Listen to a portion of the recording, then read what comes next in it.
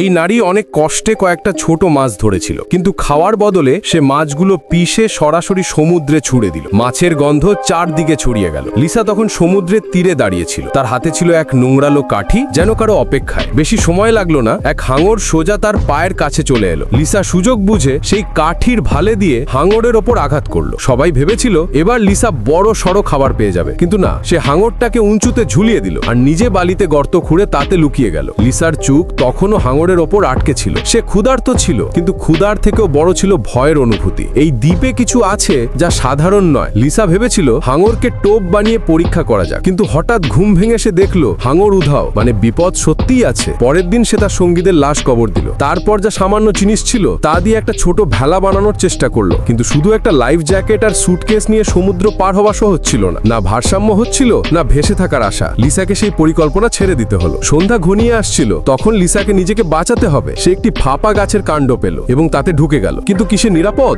মাঝরাতে চারপাশে অদ্ভুত শব্দ ভেসে আসতে লাগলো। হঠাৎ সেই গাছের কাণ্ড জোরে কাঁপতে শুরু করলো। লিসা একদম নিঃশব্দে রইল। সে জানতো যদি নড়ে চড়ে তবে হয়তো বাঁচবে না। সেই রাতটা সে এভাবেই কাটিয়ে দিল, কিন্তু ভোর হতেই তার লুকোনো জায়গাটা ভেঙে পড়লো। এখন তাকে নতুন জায়গা খুঁজতে হবে, আর চাই একটা অস্ত্র।